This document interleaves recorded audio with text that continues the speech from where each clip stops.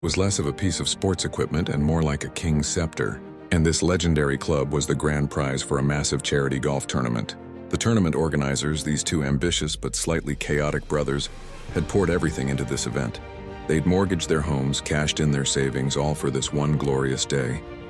The centerpiece, the breaks, was their big gamble to attract celebrities, big donors, and make a huge splash. And for the first few hours, it was perfect. The sun was shining, champagne was flowing, celebrities were laughing and taking selfies. The brothers were walking on air thinking, we did it. We actually pulled this off. But then, the breaks started going against them.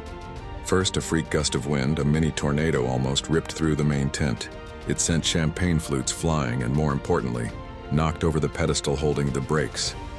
The club went skittering across the floor and landed with a sickening clatter right at the feet of a notoriously grumpy billionaire donor. He picked it up, saw a tiny, almost invisible scratch, and huffed, "This is supposed to be mint condition? I'm out."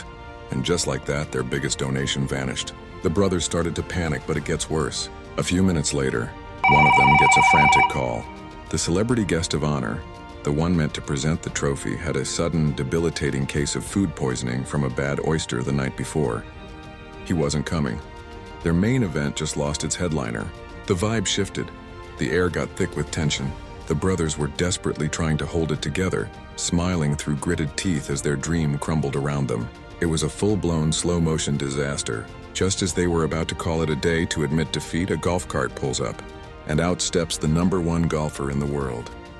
He wasn't even scheduled to be there. He'd just heard about the charity and decided to drop by.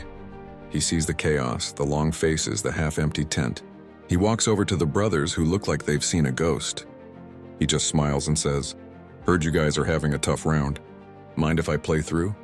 He picks up the breaks, looks at the tiny scratch, and chuckles. Ah, character. Every good club has a story.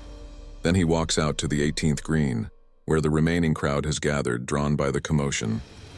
He addresses everyone.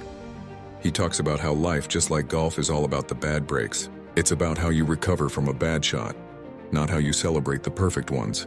He tells them he's matching the grumpy billionaire's donation, and he challenges everyone else to chip in.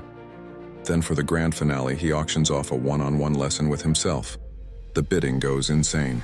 In 15 minutes, they raise more money than they had dreamed of in the first place. He turns the whole disaster into the most successful part of the day. He hands the breaks back to the now crying brothers and says, "See? Sometimes the worst breaks lead to the best shots."